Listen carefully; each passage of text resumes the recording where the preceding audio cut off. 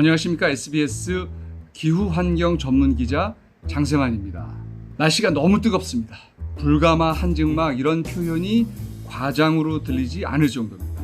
그런데 이렇게 뜨거운 햇빛 속에서도요, 거리를 지나면서 잘 살펴보시면 편의점이나 슈퍼마켓 앞 길가에 나와 있는 생수병 더미가 눈에 띕니다. 매장 실내에 보관할 장소가 부족하다 보니 이렇게 바깥에 내놓는 건데요. 아무래도 자리도 차지하게 되고 통행에 불편할 수도 있고 보통 밖에 다 빼놓는 거 기본으로. 요즘 같은 심각한 더위와 강렬한 햇살에 노출된 생수 괜찮을까요? 이 문제를요, 그러니까 정확히 말하면 생수 페트병의 직사광선 노출 문제죠. 이걸 4년 전에 감사원이 먹는 물 수질 관리 실태에 대한 감사를 진행하는 과정에서 직접 조사와 실험을 했습니다. 여름철 오후 2시, 3시 무렵에 강한 자외선의 강도, 그리고 온도를 섭씨 50도씨라고 하는 가혹 조건을 설정을 한 체인버를 만들어서 그 안에다가 생수병들을 각각 15일과 30일씩 노출시킨 다음에 그 생수에 물을 떠서 수질을 검사하는 방식으로 실험을 했습니다. 여기서 말하는 15일 노출이라고 하는 것은 실제 자연 상태에서 약 3.9개월에 해당되고요. 30일 노출 시험은 자연 상태로 치면 약 7.8개월 정도에 해당된다고 감사원은 설명했습니다. 이렇게 실험을 했더니 1군 발암물질인 포름알데히드, 그리고 또 다른 유해 물질인 아세트알데히드, 그 밖에 중금속 안티몬이 일부 제품에서 검출이 됐습니다. PET 분자가 자외선에 지속적으로 노출될 경우에는 사슬이 끊어지게 되는데요. 발생하는 화학 물질들이 바로 알데히드류입니다. 포름알데히드는 국제암연구소가 분류한 1군 발암물질로서요, 새집 증후군이나 이 아토피성 피부염의 원인 물질로 알려져 있습니다. 안티몬이라는 건 유독성 중금속으로서 도금 작업 혹은 안료 작업할 때 사용이 되는데 중독됐을 경우 위장관 질환을 일으키면서 또한 이 발암성이 의심되는 물질이기도 합니다. 자, 그러면 유해 물질이 나온다는 건 알겠는데 더욱 중요한 건 이 용출량이 인체에 실제 얼마나 유해한 정도인지라고 하는 그 여부일 텐데, 먼저 포름알데히드를 보면은요, 우리나라 먹는 물 수질 기준상에 이 포름알데히드 허용치보다는 낮게 검출이 됐습니다. 현재 포름알데히드 수질 기준이 리터당 0.5mg인데 15일 노출 테스트에 있어서 수입 제품에서 0.18mg이 용출된 게 확인이 됐습니다.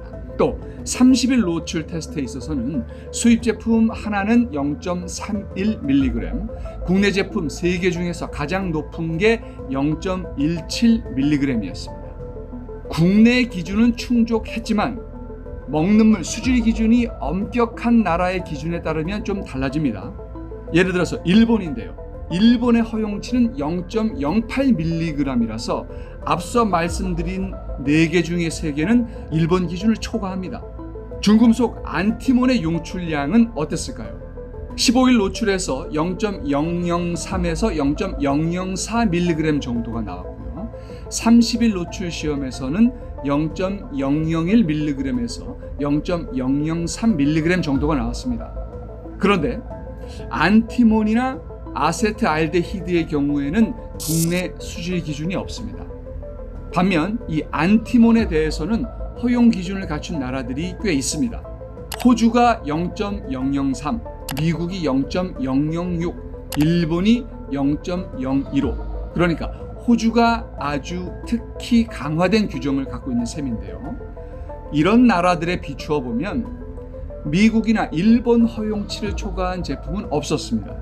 다만 호주 기준을 초과한 제품은 꽤 나왔습니다. 15일과 30일 테스트 총 8건 가운데 4건이 호주 허용치를 초과한 겁니다.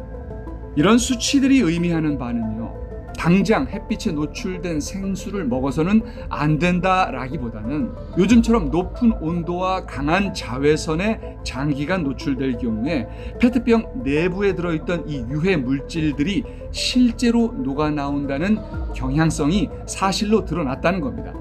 노출 실험을 하기 전에는 불검출, 즉 전혀 검출되지 않았던 포름알데히드나 아세트알데히드가 실험 후에 용출된 게 사실로 드러났고요. 안티몬의 경우는 실험 전에도 극미량이 나왔습니다만 자외선에 노출한 이 15일 내지 30일 실험을 거친 후에는 그 양이 훨씬 더 많이 늘어났다는 겁니다. 그래서 이 같은 실험 결과에 따라서 감사원이 환경부에 조치 사항을 주문합니다. 지금으로서는 기후에너지 환경부죠. 페트병에 담긴 생수의 제조 공정이나 유통 과정의 다양한 조건별로 유해물질 용출 시험을 하는 등 정밀한 검토를 거쳐서 관리 기준을 마련하라. 또 직사광선 노출을 최소화해서 생수를 유통할 수 있는 방안을 마련하라는 겁니다.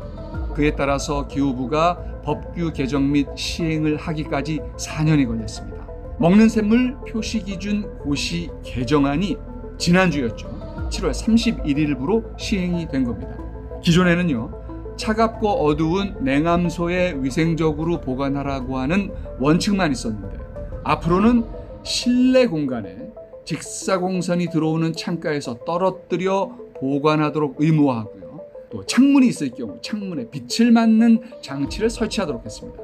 또 부득이하게 실외에 야외에 보관할 경우에는 덮개를 덮으라는 겁니다. 그런데 문제는요, 지금 말씀드린 규정이 7월 31일부터 적용이 됐지만 2년간 유예한다고 되어 있습니다. 여기서 유예라는 건 무슨 뜻일까요? 그러니까 제도 자체는 시행에 들어가지만 단속은 하지 않을 테니 알아서 잘 하라는 겁니다. 물론 편의점이나 슈퍼마켓의 사정을 감안할 때 실내 공간이 부족하다 보니 추가 공간을 마련하기가 쉽지 않을 겁니다. 그런데 이 감사원이 생수의 유통 실태도 이제 조사를 했었는데요.